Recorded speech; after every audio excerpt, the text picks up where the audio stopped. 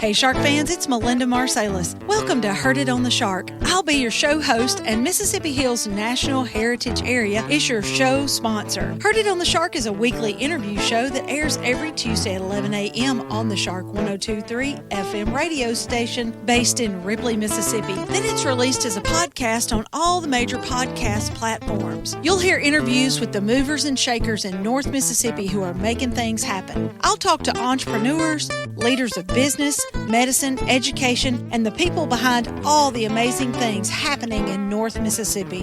When people ask you, how did you know about that? You'll say, I heard it on the Shark. Heard It on the Shark is brought to you by the Mississippi Hills National Heritage Area. We want you to get out and discover the historic, cultural, natural, scenic, and recreational treasures of the Mississippi Hills that are right in your backyard. And of course, we want you to take the Shark 102.3 FM along for the ride.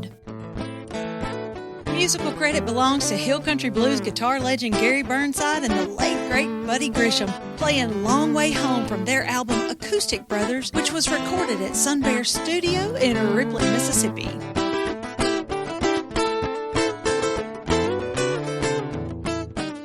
This program was recorded at Sun Bear Studio in Ripley, Mississippi. Hey Shark fans, it's Melinda with another episode of Heard It on the Shark. And today in Sun Bear Studio, I have with me Reverend Jody Hill, who is the pastor at Ripley Presbyterian Church. It is New Year's Eve, and I thought it would be a really good day to talk about how to think about the new year, because there's a whole lot that happens in the new year that throws us off our game. So Jody, thank you so much for coming and talking to us today. Oh, yeah, it's great to be here with you and all your faithful listeners out here on the Shark. One thing I try to do in the new year is be thankful for the things that are good in my life and in our community. And one that is very important in our community is the good work y'all are doing here at Shark to enhance and excite people about the good news that we have going on right here in our own region, in our community. So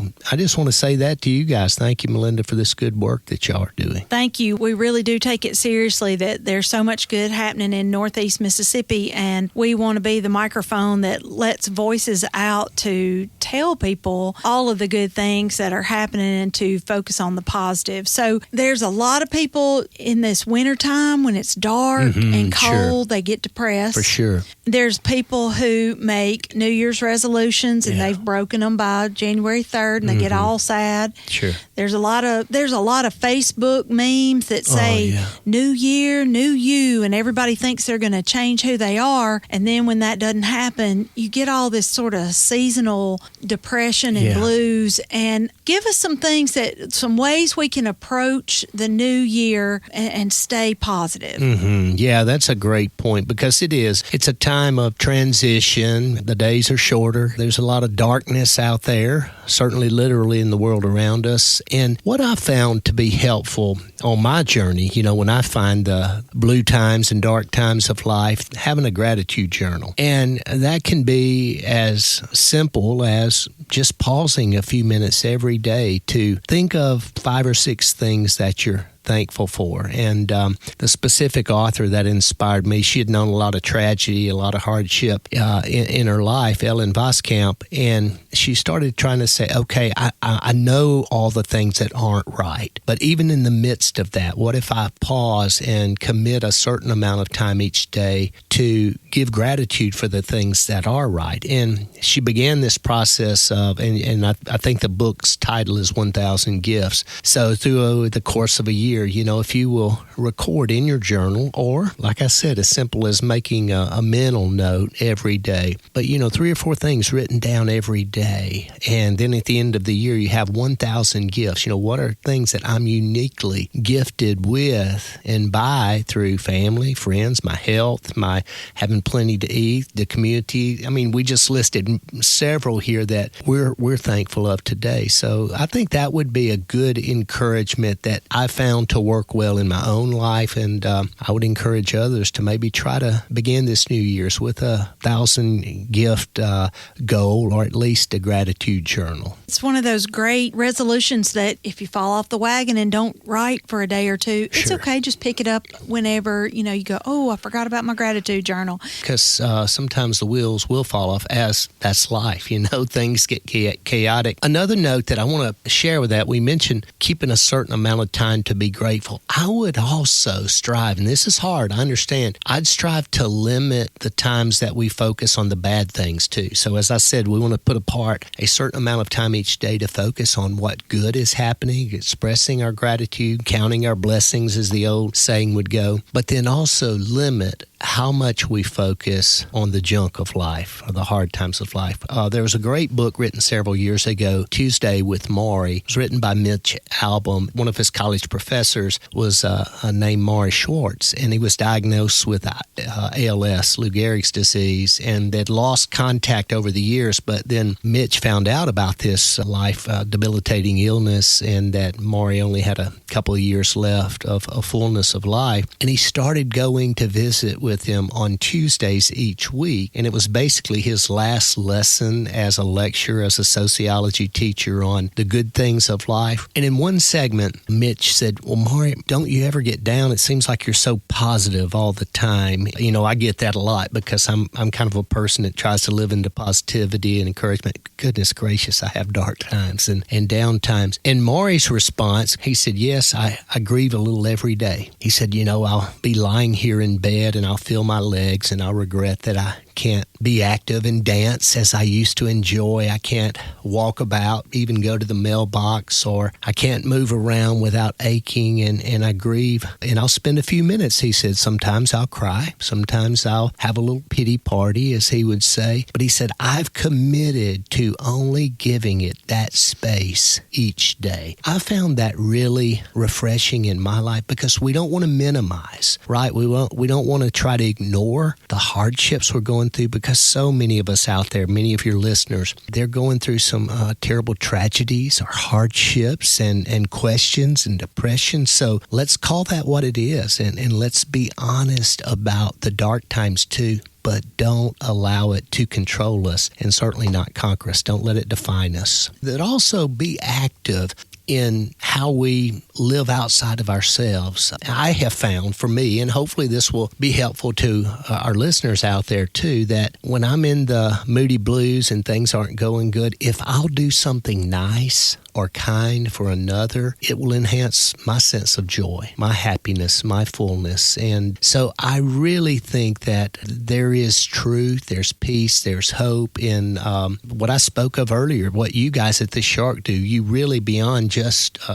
living to be a business, you want to serve this community. And as you and I spoke of off air, what a joy that is, and what a gift it is to be able to be part of helping tell the stories and connect people here with this unique opportunity that you have through this mode of communication. I would encourage others that when you have those times that are bigger than us and you just can't find a way out, try to do something, a random act of kindness. Put your thoughts, that's when we're moving beyond our thoughts, but to our actions, to try to live out goodness to the world around us. It's refreshing to know that sometimes we can do something for another expecting nothing in return, and there's nothing they can do to repay it. That's a beautiful thing, and it enhances not only the joy of the other, but also us, and gives us a little more hope in this world we live in. I want to leave you with one last nugget, though. One of the most inspiring people, and I'd written a book about my friend Chucky Mullins, and some know his story. He was a former football player, became a paraplegic, or quadriplegic rather,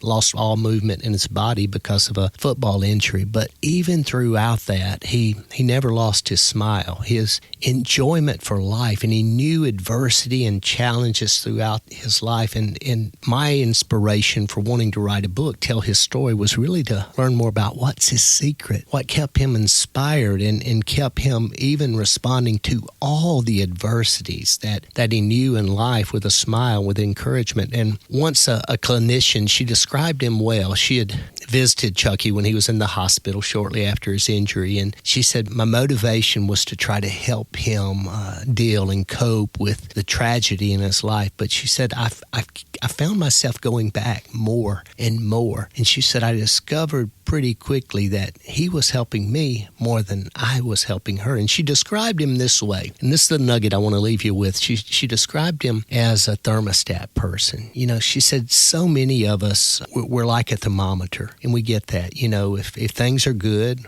we're up, like the temperature, or if things are bad around us, we go down, kind of like the red on the thermometer. Or the other way, you know, you turn the heat up on me, I can turn it up back on you. We react so much of what's going on around us. But she said a few people, like Chucky Mullins, aren't so much thermometers as much as they are thermostats. Instead of being impacted by what's happening around them, they set the temperature in the world around them. So my encouragement to all of us living into this new year is in every way we can, instead of being defined or knocked down by whatever's happening, what if we set a goal to set the temperature, to let others to see that we too can be a thermostat regardless of what's happening, that we can live into more joy in our life and share a little more good news in what we do and say to those around us. Jody, thank you. And will you please tell everybody the name of that book and where they can get that? Because it really is an inspiring, great way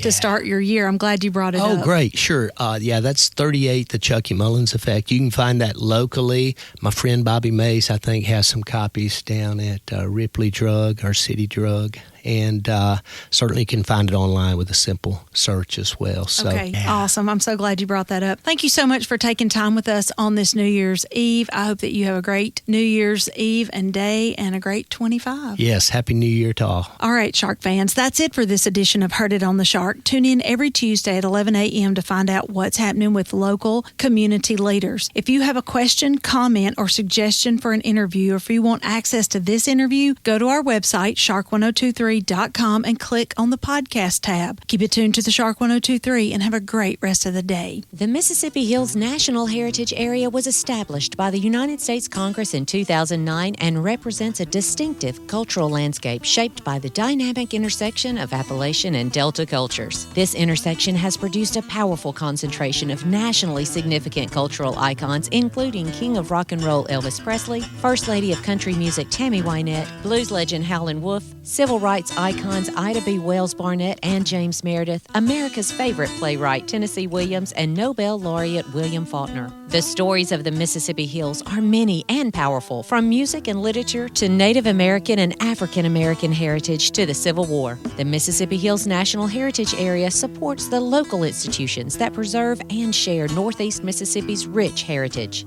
Begin your discovery of the historic, cultural, natural, scenic, and recreational treasures of our region by visiting the Mississippi Hills National Heritage Area online at MississippiHills.org.